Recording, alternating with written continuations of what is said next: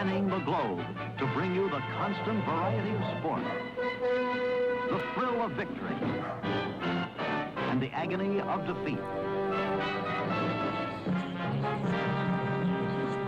The human drama of athletic competition.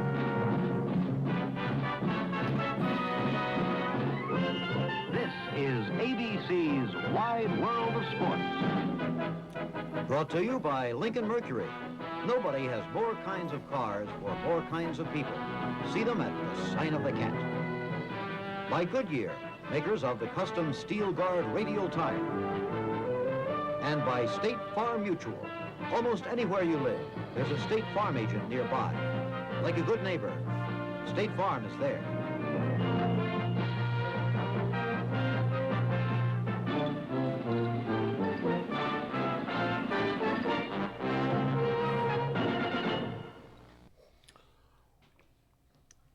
Well, good morning, good people. Mark Holmes here, and as always, I want to say thank you all for watching, commenting, subscribing, and being part of the Joe Boo Sports Report. Without you guys, as well as you ladies, you know that this literally does not work. I hope everybody's having a great day.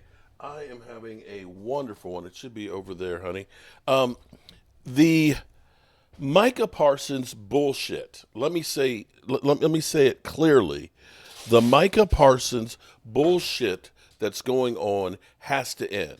We cannot function as an organization with goals of trying to win a Super Bowl with this kind of bullshit happening. And you're probably wondering, what'd he do? You know, everybody has seen Micah Parsons, podcast and everything else, although it has evolved and things. And we've had so many people who have been on board with this whole thing of we need to trade Micah. And, that Micah, he's not worth it. Let's get a couple number ones for him. Let's get him out here. Let's not pay that guy. He's not worth it. He's not worthy.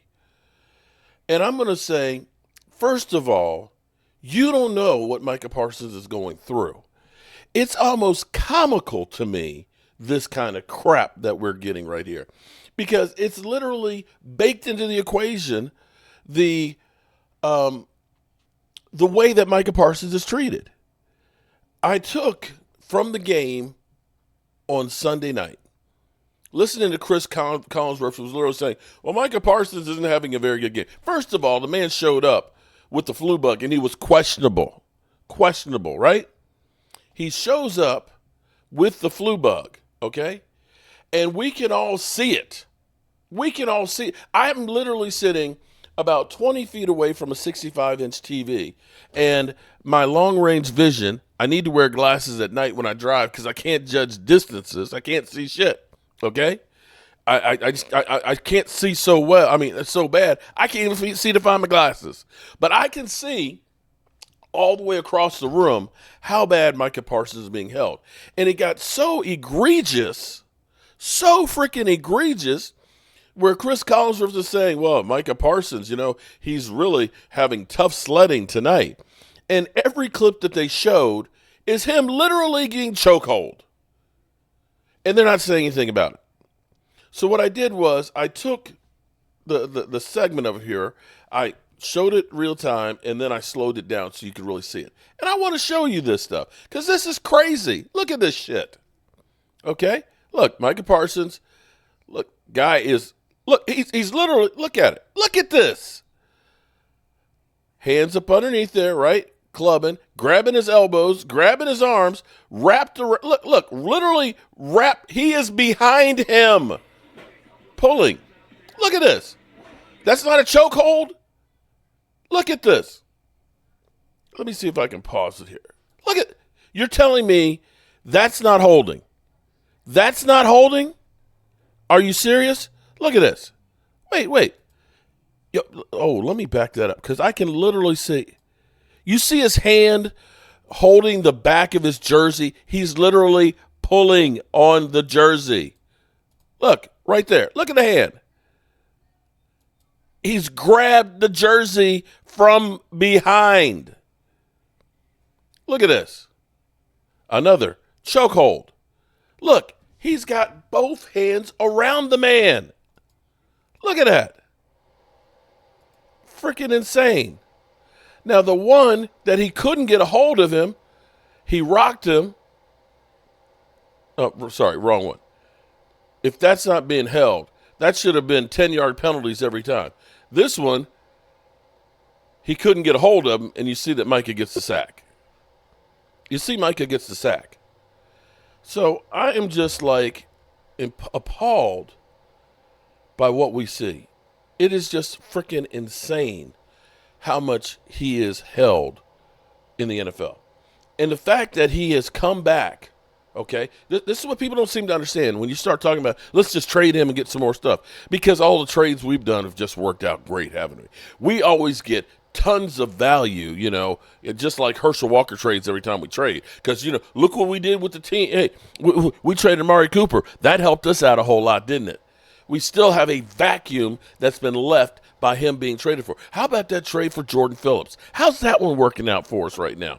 And Mingo Dingo? Mingo. Have we used the Mingo package yet? It is an utter disgrace for the NFL to literally let people hold on Micah Parsons the way that they have. And this is not just something new, just this game. This has been his whole career here in Dallas.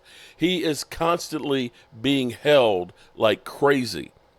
And even with that, he now sits at 50 sacks, joining only 5 other players to ever do that to start a career. So I don't understand what you think you're going to get by trading him. Do you think you're going to get somebody that's better than that? Clearly, he's one of the tops in the game.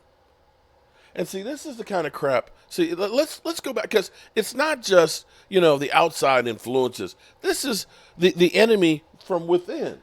Listen to this stuff. This was a month ago. When Micah Parsons opened his mouth. You know what? I don't care what you say if you're performing. If you're going to walk the walk and talk the talk, I'm okay. Because, see, he's flipped the script on the Cowboys, and I'm going to get to this in just a second here. Listen to this. Podcast. The Edge via Bleacher Report. Tuesday. Yeah, this is a month ago. He said that, hey, look, outside of the scores, we're a pretty dadgum good team, and I'm paraphrasing him here. Mm-hmm. From the 214, after he said what he said last week, now he said what the media wanted him to say, and it's still a problem. No, it's not a problem. And here's the thing. Like, when the media after he said what he said last week, now he said what the media wanted him to say, and it's still a problem. First of all, what do you mean what the media wanted? We don't care what he says. For those at home that missed yesterday and you missed what Micah Parsons had to say, here's the audio that we're referring to what he did Tuesday after the embarrassing loss to the Houston Texans. I'm going to put this out there.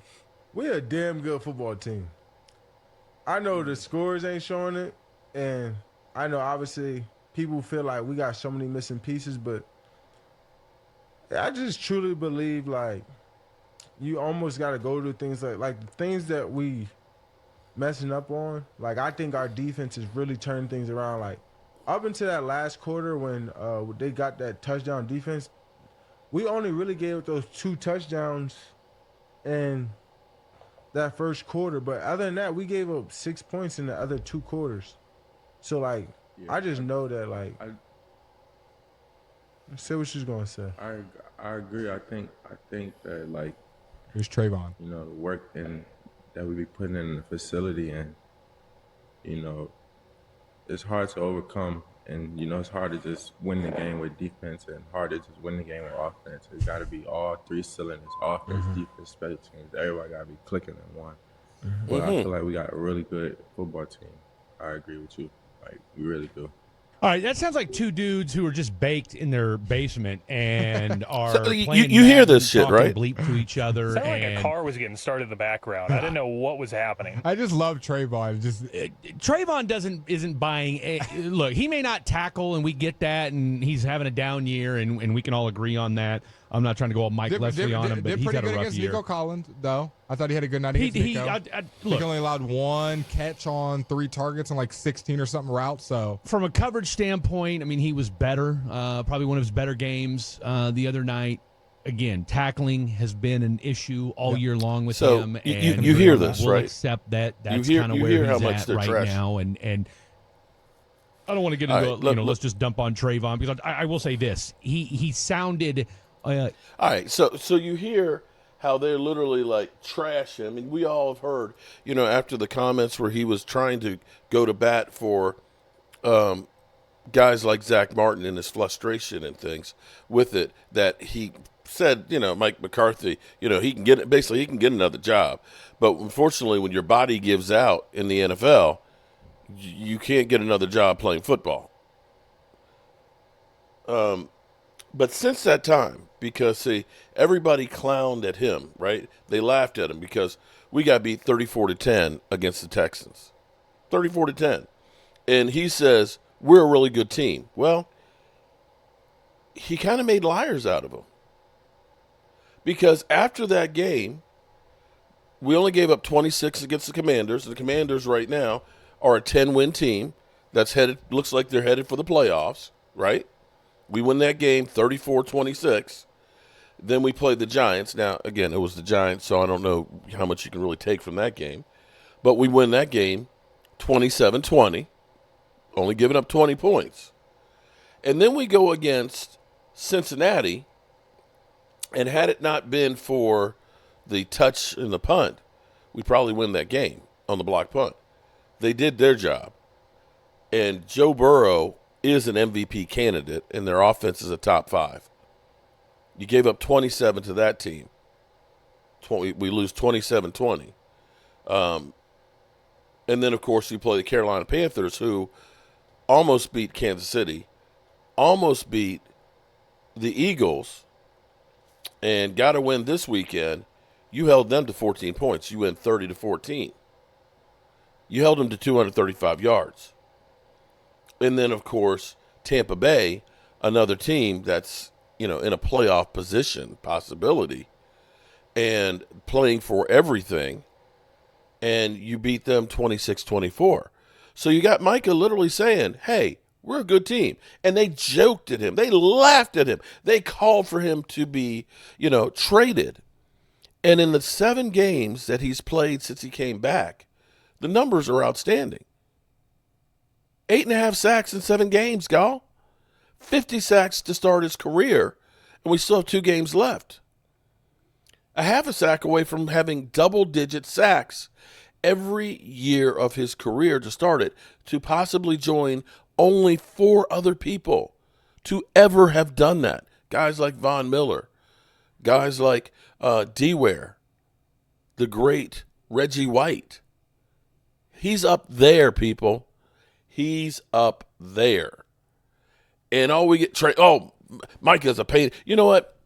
I wish we had 11 guys that were a pain in the ass like Micah Parsons on that defense.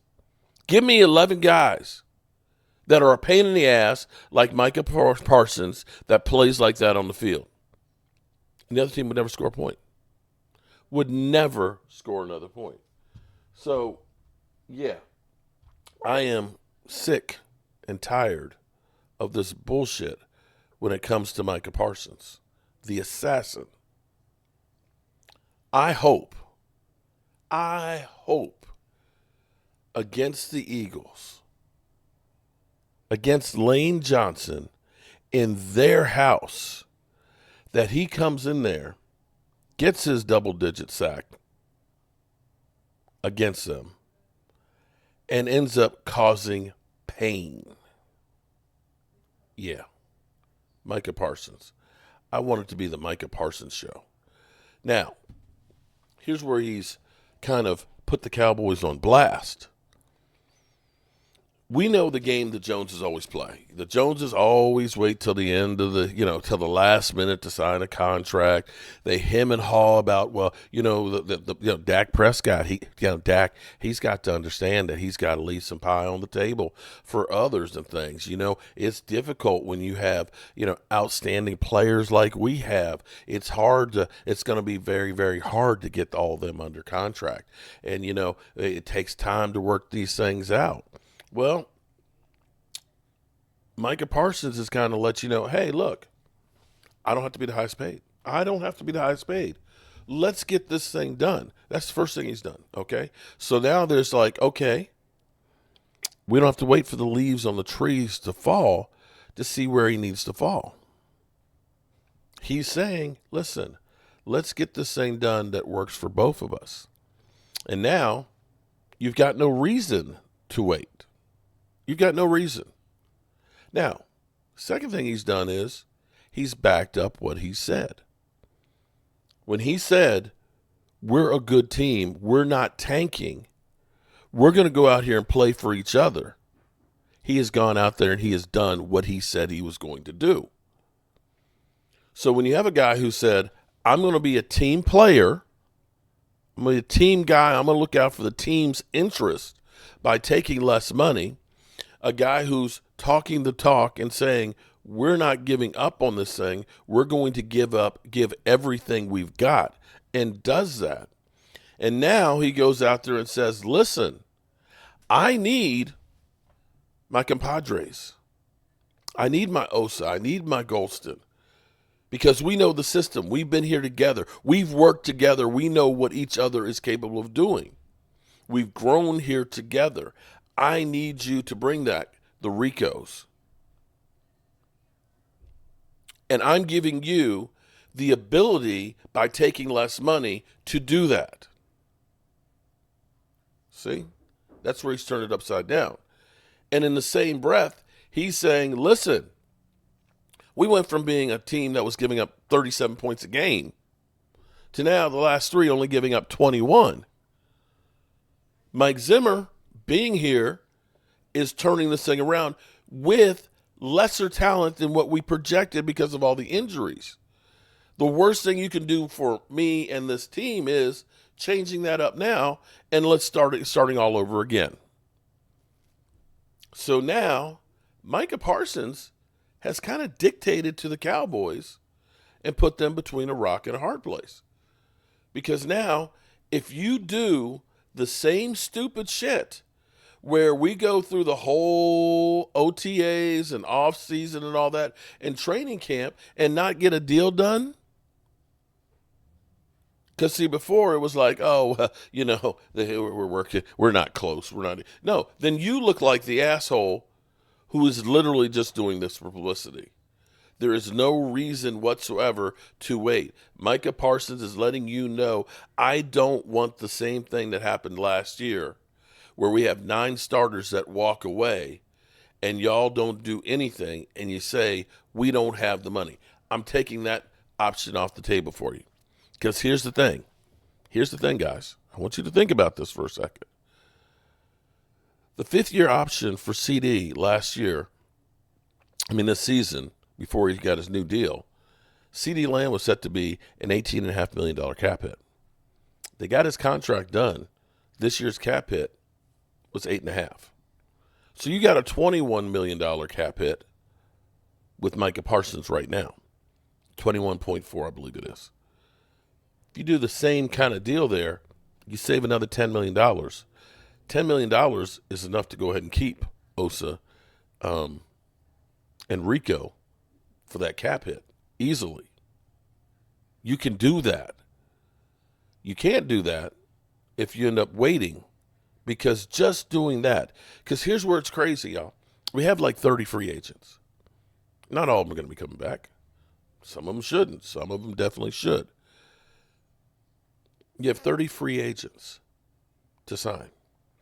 As we sit here right now with the rollover, the money that's left over from last year, from this season, and the money that should be there next year, that's already there, before we end up adding whatever the cap goes up, we got over $40 million. You go ahead and get Micah's done, you got over $50 million. You got the triggers in Dak and CD's contract where you have voidable years all the way to 2032. You can do this, and we can help, is what Micah Parsons is saying. All righty, good people. As always, we appreciate you, and we will see you soon.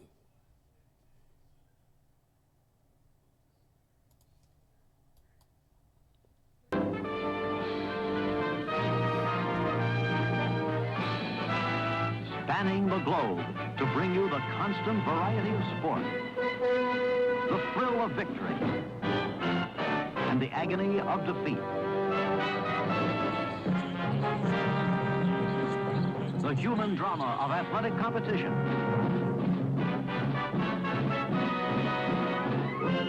This is ABC's Wide World of Sports. Brought to you by Lincoln Mercury. Nobody has more kinds of cars for more kinds of people. See them at the sign of the cat. By Goodyear, makers of the custom Steel Guard radial tire. And by State Farm Mutual. Almost anywhere you live, there's a State Farm agent nearby. Like a good neighbor, State Farm is there.